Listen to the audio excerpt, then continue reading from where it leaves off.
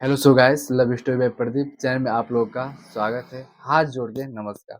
आप लोगों से हम एक सच्ची घटना के साथ फिर हम रूबरू होने जा रहे हैं। ये घटना कन्नौज की है, जो कि ये उत्तर प्रदेश में पड़ता है। एक तलाक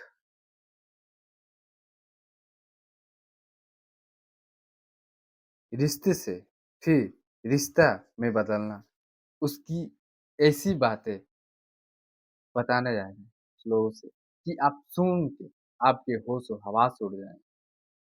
क्या इस कहानी में दम है? तो कहानी हम स्टार्ट करते हैं, जो कि ये कहानी जौनपुर की है।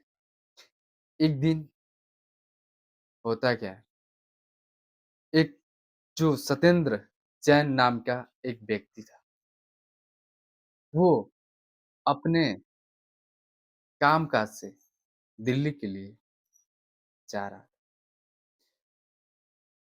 कुछ दूर जैसे आगे गया, आगे जाने के बाद वहाँ पे जाम पूरी तरह से लगा था। अपने ड्राइवर से बोला, गाड़ी साइड में कर दो और जैसे जाम खुलेगा तो हम लोग चल चलेंगे। वो सत्येंद्र जैन दिल्ली के लिए जा रहे थे। फिर इसके बाद होता क्या है, तो वहाँ पे काफ़ी देर तक जाम टूटता नहीं है। तब तक कुछ माँगने वाली औरतें वहाँ पे आ जाती। नतीजा ये निकलता है, जब वो आकर उनकी फ़ॉर्च्यूनर का शीशा खटखटाने लगती हैं, भीख माँगने के लिए, तो सत्येंद्र जैन अपने ड्राइवर से कहता है कि शीशा डाउन करो। शीशा डाउन करके देखता है तो कुछ औरतें 5-6 खड़ी हैं भीख मांगने।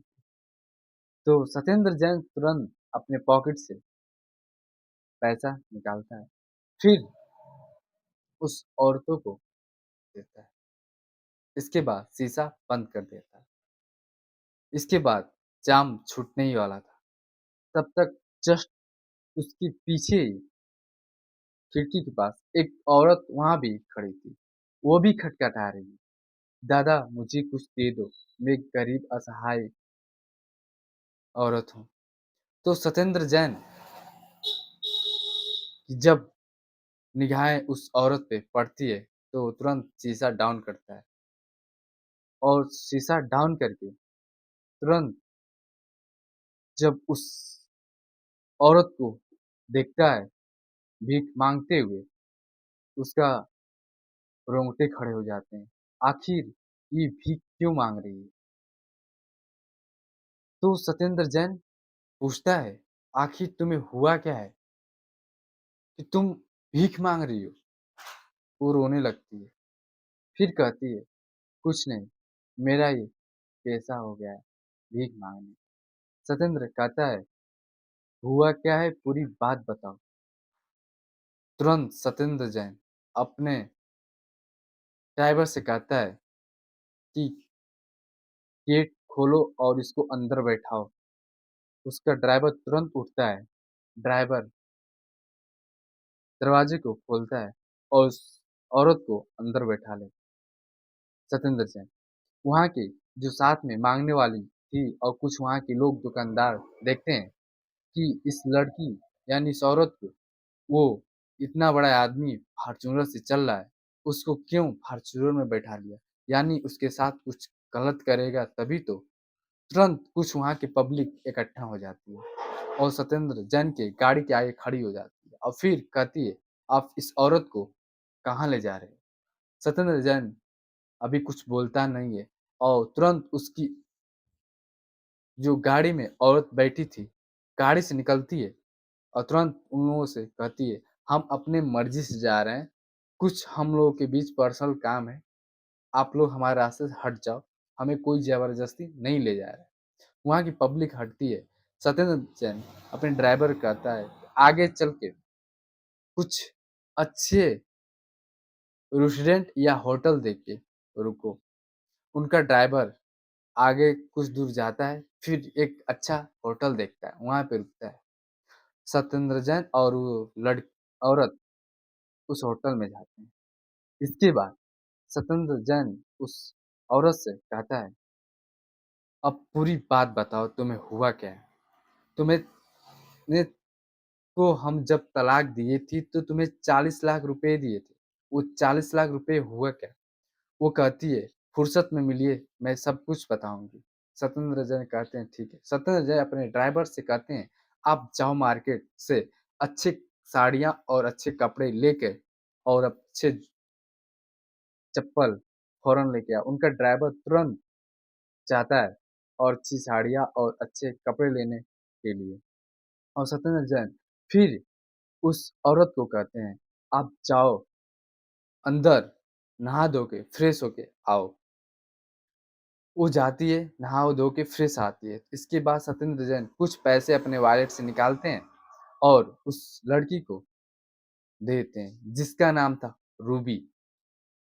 उस रूबी को देते हैं और कहते हैं कि तुम अपना एड्रेस बता दो, मैं कल आऊंगा तो फिर तुमसे बात करूंगा, क्योंकि हमें दिल्ली जाना अर्जेंट है। तो कहती है कि मैं यहीं रहती हूँ, आप रिटर्न आइएगा तो मैं यहाँ से जाऊंगी। जैसे ही सत्येंद्र जैन वहां से दिल्ली के लिए रवाना हो, वैसे वो रूबी नाम की जो औरत थी, वो भी वहां से चल देती है और अपने रूम पे आ जाती है। जब सत्येंद्र जैन रात को नींद नहीं आ रही थी, करवट्टी फेर रहे थे, उनकी आत्माएं गवाही नहीं दे रही थी, आखिर हमारे साथ हो क्या रहा है। इसके बाद जब अगले दिन सत्येंद्र जैन उस होटल पे आते हैं, होटल वाले से पूछते हैं कि आखिर कल जो वो औरत वहां पे थी, वो औरत गई तो कहाँ गई? वो होटल वाले बताते हैं कि एड्रेस देके वो लड़की यहाँ से चली गई कल ही शाम। तो सत्येंद्र जैन उसके बताए हुए एड्रेस पे जाते हैं। वहां जाने के बाद वहां भी वो लड़की नहीं मिलती। फिर सत्येंद्र जैन पूरा वहां का एरिया छानते हैं और फिर उसी जगह जाते हैं जहाँ पे अगले दिन उनकी मुलाकात हुई थी। वहाँ पे नतीजा ये निकलता है, फिर वो औरत भीख माँगते हुए फिर नज़र आती है। फिर उसके पास जाते हैं और फिर उसे बुलाते हैं, फिर अपनी गाड़ी में बैठाते हैं, वहाँ से कुछ दूर ले जाते हैं और उससे कहते हैं, तुम जहाँ रहती हो हमें वहाँ लेके चलो। वो लड़की रूबी उनको लेकर जहाँ रहती थी वहाँ जाती है। फिर होता क्या है कि वहाँ पे जहाँ पे वो रहती थी, वहाँ का जब कंडीशन सत्येंद्र जैन देखते हैं, उनका रोंगटे खड़े हो जाते हैं, क्योंकि जिस रूम में वो रहती थी, उस रूम का हालात कुछ ऐसे थे, कुछ कहा नहीं जा सकता है। उस रूम में सत्येंद्र जैन और उस रूबी का फोटो लगा होता है और पूरी तरह से वो कबाड़ा यानी बदबू से ग्रस्त था, जो कि जो 5 स्टार में सोने वाला इंसान। ये बात बैठा के पूछने लगते हैं सत्येंद्र जैन उस रूबी से, जब तुमको हमसे प्रेम नहीं था, हमसे तुम तलाक ली, तो ये 40 लाख रुपए तलाकनामे के समय मैंने दिया था, तो 40 लाख रुपए तुम की क्या? वो रूबी कहती है, मैं सब कुछ आपसे बता रही हूँ, हमें समय दीजिए, बैठिए आप। सत्येंद्र जैन उसके चारपाई पे बैठ जाते हैं और पूरी घटनाएं उससे पूछना स्टार्ट कर देते हैं। रूबी कहती है कि हम जब थे तो मेरी 5 साल पहले की बात थी। उस समय कुछ हमारे अंदर नादानियाँ थी और हम संभल नहीं पा रहे। बात ये है कि मेरे पापा, मम्मी और मेरे भाई और मेरे दीदी और मेरे जीजा के कहने पे मैं ये सब कुछ की थी। सत्येंद्र जैन कहते हैं, जब मैं तुम्हें तलाक दे दिया, तुम मेरा फ़ोटो अपने रूम में क्यों लगाई? तो रूबी कहती है, तलाक तो मैं कागज़ पे ही ना दी थी, दिल से तो नहीं ना निकाली थी। सत्येंद्र जैन ये सुनते हैं और फिर सोचते हैं आखिर ये बंदी के अंदर चल क्या रहा है। वो रो के बताती है अपनी पूरी हालात। आप इस कहानी को अंत तक जरूर देखें या सुने। कहती है कि जो मेरी दीदी थी वो बहुत लालची किस्म की और मेरे जीजा और मेरे माँ बाप और मेरे भाई जब रिश्ता के लिए सत्येंद्र जैन के घर गए थे तो उसी दिन वो लोग सोच लिए थे कि हम लोग अपनी उस रूबी का शादी इस घर में करा देंगे तो रूबी भी खुश रहेगी और हम भी लोग खुश रहेंगे। और रूबी का बहुत ही खूबसूरत एक लड़की थी। सत्येंद्र जैन से शादी तो उनके घर वाले करवा देते। कुछ दिन बीतता है तो इसके बाद वो लोग षड्यंत्र रचते हैं आपस में। अगर हम रूबी को वहां से तलाक दिलवा देंगे, उसका दीदी, उसका जीजा, उसका माँ बाप, तो हम लोगों को खूब सारा पैसा मिल जाएगा क्योंकि सत्येंद्र जैन बिजनेसमैन है। वो पैसे देने में हिचकिचाएगा नहीं। हम लोग कोर्ट के माध्यम से उसे ऐसा काम करवा सकते हैं। वो लोग रूबी को चढ़ाना बढ़ाना स्टार्ट कर दिए और रूबी उन लोगों की बातों में आके अपना घर बिगाड़ने में खुद लग गई। जहाँ की एक लड़की को अपना घर बसाना चाहिए, वो लड़की अपना घर बिगाड़ने में कामयाब हो गई। और उन लोगों के कहने पे कोर्ट कचहरी सब कुछ एक कर दी और सत्येंद्र जैन से तलाक नामे पेपर पे कोर्ट में तलाक दी और 40 लाख रुपए भी ले ली और 40 लाख रुपए लेके अपने घर चली गई और सत्येंद्र जैन अपने घर। कुछ दिन बीता तो उसका जो जीजा था रूबी का कहता है कि जो तुम्हारे पास पैसे हैं वो पैसे रख के तुम क्या करोगी? अगर तुम्हारी कहीं हम शादी कराएंगे तो कुछ काम करना पड़ेगा। रूबी कहती है क्या करना पड़ेगा? कहते हैं कि तुम्हारे पास जो पैसे 40 लाख हैं उस पैसे में से 20 लाख रुपए दे दो। मैं तुम्हारे नाम से जमीन लेके कुछ फ्लैट बनवा दे रहा हूँ। उस फ्लैट की लालच में आके कहीं तुम्हारी शादी अच्छे ढंग से हो जाएगी और तुम्हें अच्छे रिश्ते भी मिल जाएंगे। रूबी कहती है चलिए ठीक है। ये बात मानते ही वो लोग कहते हैं कि तुमको जो चाहिए मैं दूंगा बट जो पैसे हम लोगों को दे दो। रूबी उन लोगों की बातों में आके पैसे पूरा देती है और उसके बीच में अब जो रूबी का भाई था उसका भी शादी हो जाता है और इसका पैसे लेकर वो लोग यूज कर देते हैं। नतीजा ये निकलता है कि कुछ दिन बीतता है तो उसका जीजा पूरा पैसा खा डालता है। अपने नाम से फ्लैट लेके घर जमीन लेके घर बनवा लेता है और रूबी को वहां से भगा देता है। कहता है कि तुम्हारे नाम से यहाँ कुछ नहीं है, सब कुछ मेरे नाम से। रूबी के हाथ से वो भी पैसा और वो भी सब कुछ उसका किया दिया खत्म हो जाता है। फिर अपने घर आती है तो वहां पे उसकी भाई का जो बीवी रहती है वो भी घर पे नहीं चलने देती है। वो भी लोग उसके पैसे उसके माँ बाप लेके यूज कर खत्म कर देते हैं। इसके बाद रूबी बेतहा हो जाती है। फिर वो करे तो क्या करे? फिर कुछ औरतें से मिलती है और वही मांगने वाली काम स्टार्ट कर देती है। भगवान की कुदरत जो चाहेंगी वही होगा। लाख चाह के भी इंसान बिछड़ा ले बट मिलाने वाला वही है और बिछाड़ने वाला वही है। फिर होता क्या है नतीजा कि ये बात जब ये सत्येंद्र जैन सुनता है उसके आंखों में आंसू भर जाता है और वो भी रोने लगती है। कहती है हम जानबूझ के आपको तलाक नहीं दिए थे, हमारे घर वाले की वजह से ये सब हुआ था। सत्येंद्र जैन कहता है कि ठीक है, हमसे कुछ पैसे ले लो और ये सब काम मत करो। हर महीने मुझसे पेमेंट ले लेना बट ये सब काम करना बंद कर दो क्योंकि इसमें अच्छाई नहीं है। और ये बात कहता है कि अब मैं घर जा रही हूँ। फिर रूबी कहती है कि आपकी माँ कैसी हैं? ठीक तो है ना?